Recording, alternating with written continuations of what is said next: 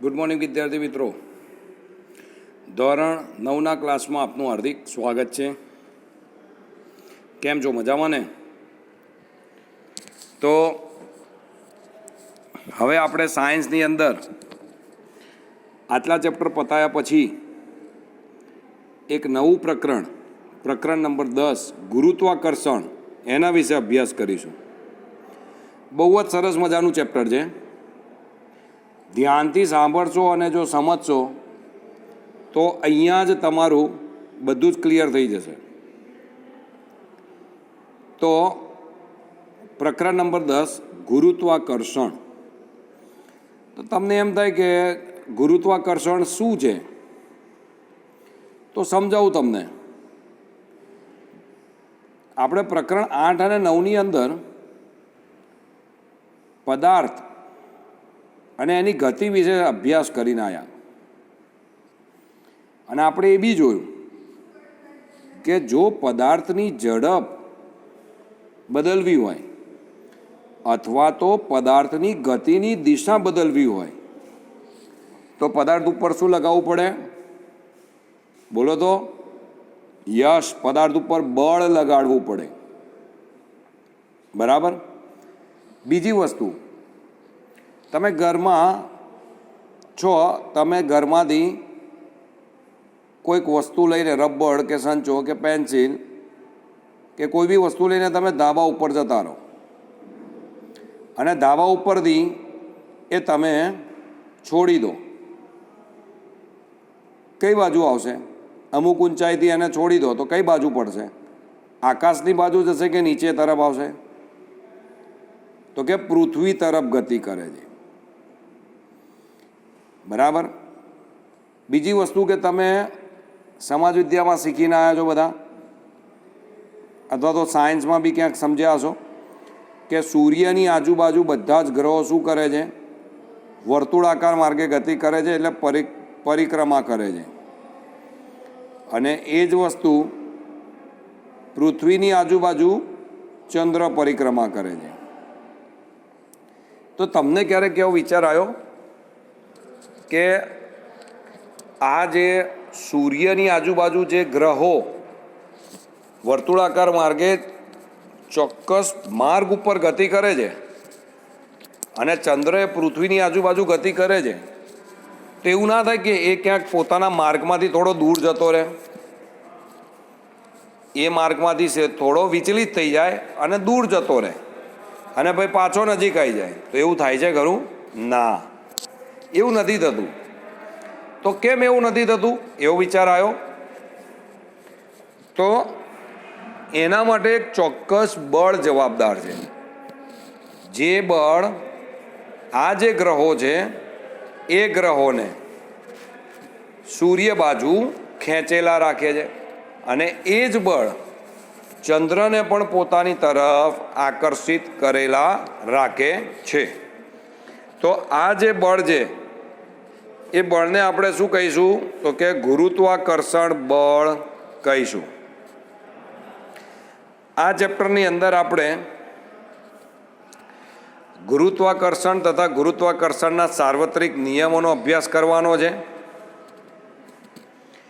એ ઉપરાંત તેને બળની અસર હેઠળ પદાર્થો કેવા પ્રકારની ગતિ કરે છે એનો આપણે અભ્યાસ કરીશું. કોઈ પદાર્થનું વજન એક જગ્યાએથી બીજી જગ્યાએ કઈ રીતે બદલાય છે એના વિશે જોઈશું, તથા પ્રવાહીઓમાં પદાર્થોને તરવા માટેની કેટલીક શરતોનો અભ્યાસ કરીશું. તો સૌથી પહેલાં આપણે ગુરુત્વાકર્ષણ વિશે સમજીએ. તો કે ગુરુત્વાકર્ષણ શું છે? તો એના માટેનો એક તમને પ્રયોગ કહું. આપણે આગલા ચેપ્ટરમાં શીખીને આવ્યા, 9મા ચેપ્ટરમાં, ન્યૂટન કોણ હતા? તો કે ન્યૂટનના ગતિના નિયમો તમે શીખીને આવ્યા છો, રાઈટ?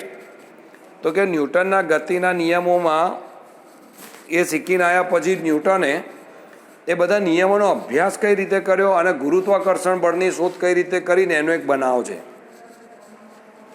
એ જે વૈજ્ઞાનિક ન્યૂટન હતા ને, એ સફરજનના ઝાડ નીચે બેઠા હતા. હવે સફરજનના ઝાડ નીચે બેઠા હતા તો અચાનક એમની ઉપર એક સફરજન પડ્યું. હવે ન્યૂટનની જગ્યાએ આપણે બેઠા હોઈએ અને આપણી ઉપર સફરજન પડે તો આપણે શું કરીએ? તો કે આપણે સફરજન લૂંચીને ખાઈ જઈએ અથવા ઘેર જઈને પાણીથી ધોઈને ખાઈ જઈએ. એવું જ કરો ને. પણ આ તમે ને હું થોડા હતા, આ તો કોણ હતું? ન્યૂટન. બરાબર. તો ન્યૂટને શું કર્યું? તો કે એમની ઉપર આ જે સફરજન પડ્યું ને એટલે ન્યૂટન વિચારવા માંડ્યા.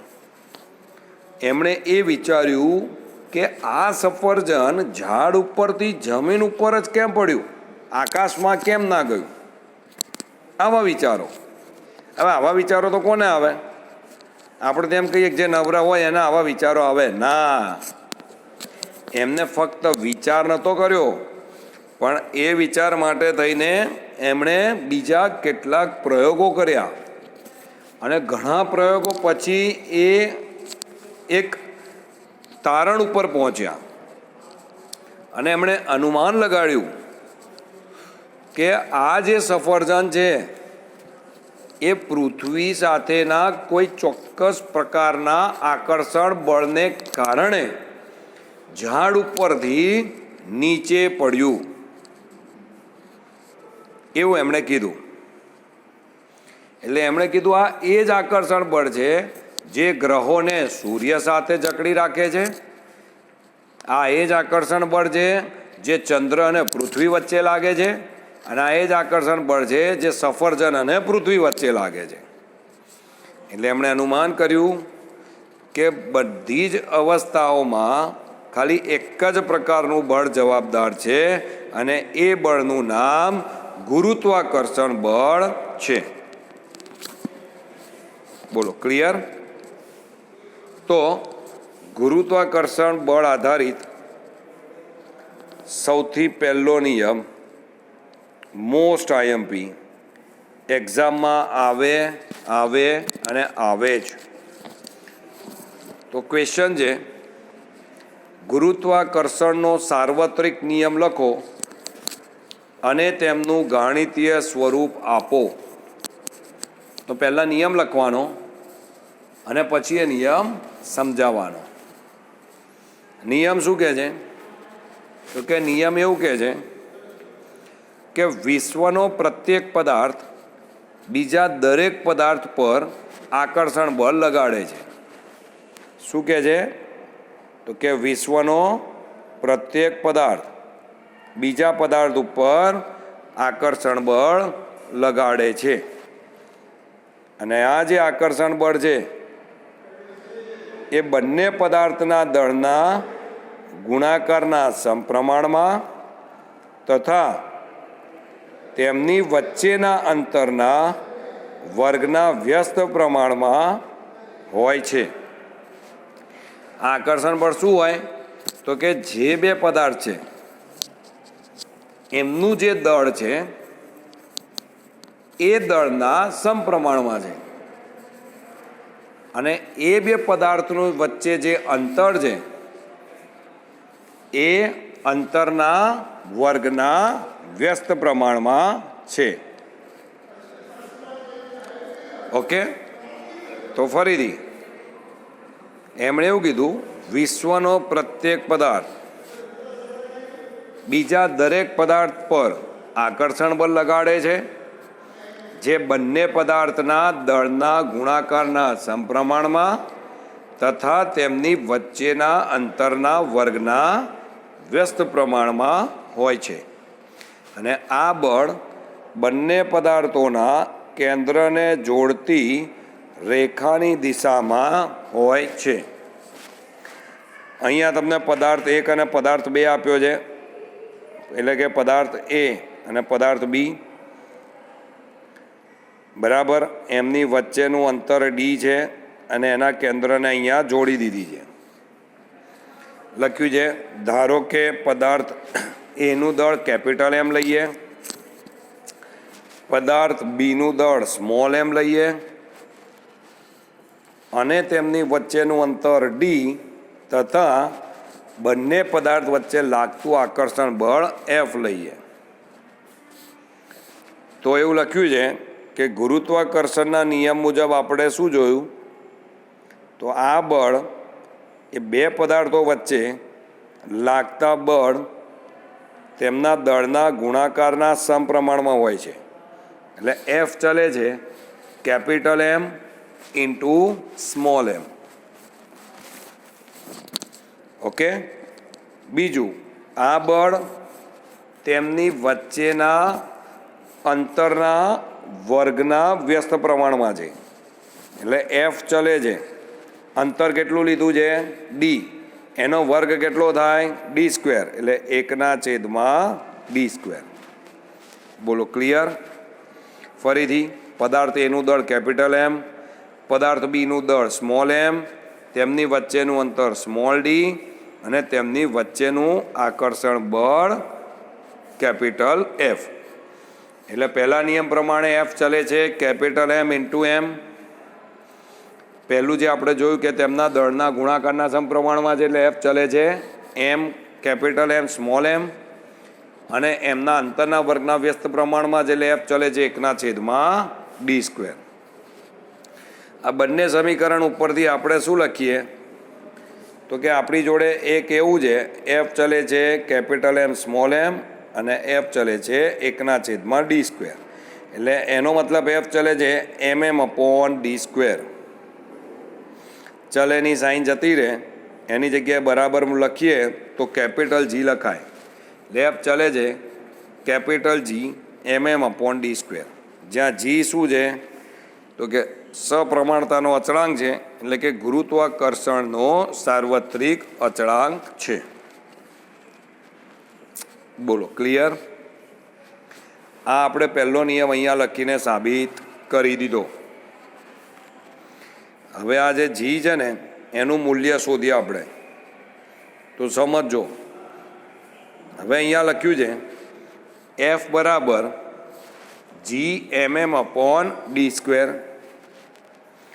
હવે જીને સૂત્ર કરતા બનાવો એટલે d² સામે ગુણાકારમાં જાય એટલે જી બરાબર fd²/mm. જીનો એસઆઈ એકમ શું છે તો કે ન્યૂટન ઇન્ટુ મીટર સ્ક્વેર પર kg². કેટલો છે? ન્યૂટન ઇન્ટુ મીટર સ્ક્વેર પર kg² છે. કેવી રીતે? તો કે એફનો એકમ શું આવે ન્યૂટન, અંતરનો મીટર એટલે મીટર વર્ગ થાય, અને નીચે દળ કેટલી વાર છે 2 વાર છે એટલે kg² લખાય. ખબર પડશે કે નહીં પડે? ખ્યાલ આવશે ને? દળનો ન્યૂટન બળનો ન્યૂટન, અંતરનો મીટર વર્ગ અને આ 2 વાર છે એટલે દળ આવે kg². એટલે ન્યૂટન ઇન્ટુ મીટર વર્ગ છેદમાં kg². જીનું મૂલ્ય કોણે શોધ્યું હતું તો એ બી એક માર્કમાં આવે, ખાસ યાદ રાખવાનું આઈએમપી. તો કે હેનરી કેવેન્ડિશ નામના વૈજ્ઞાનિકે સંવેદનશીલ તુલાની મદદથી કેપિટલ જીનું મૂલ્ય શોધ્યું હતું.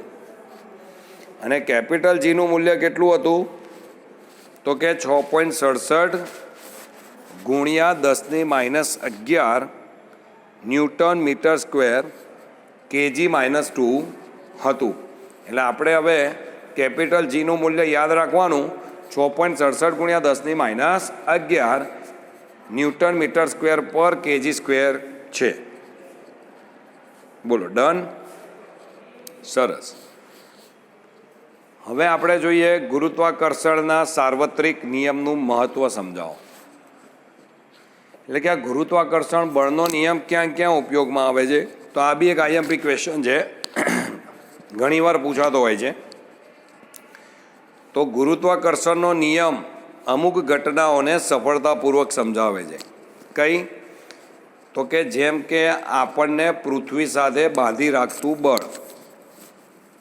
આપણને કોની સાથે બાંધી રાખે? પૃથ્વી સાથે.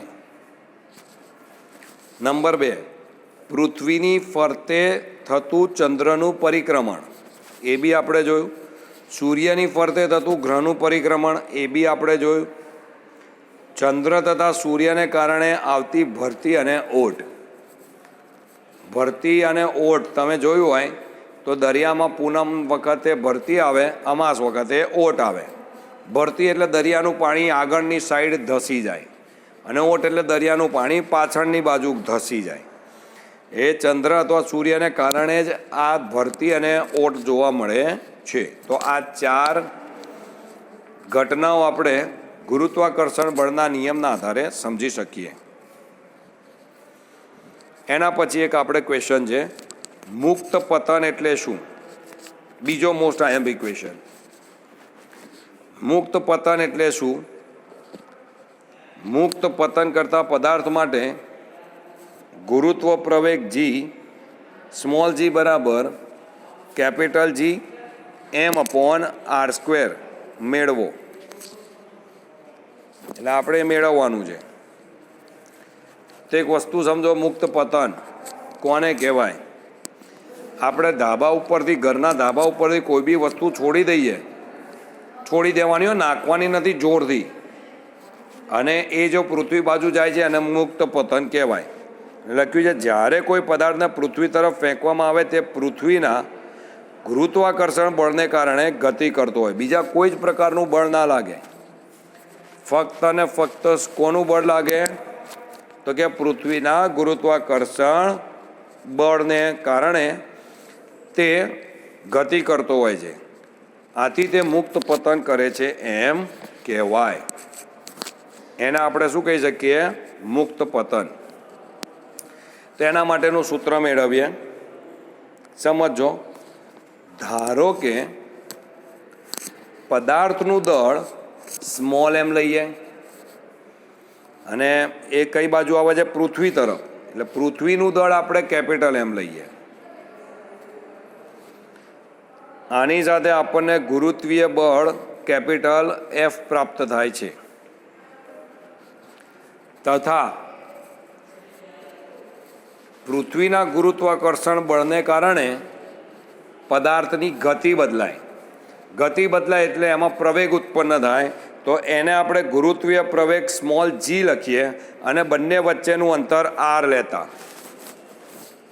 ફરીથી, પદાર્થનું દળ સ્મોલ એમ, પૃથ્વીનું દળ કેપિટલ એમ, ગુરુત્વીય બળ કેપિટલ F, ગુરુત્વીય પ્રવેગ સ્મોલ જી, અને અંતર એટલે કે બંને વચ્ચેનું અંતર એટલે કે પૃથ્વીની ત્રિજ્યા r. હવે આપણે આગળના જ ક્વેશ્ચનમાં લખીને આવ્યા F બરાબર G mm/d². ઓકે, બીજું સમીકરણ છે આપણી જોડે F બરાબર ma.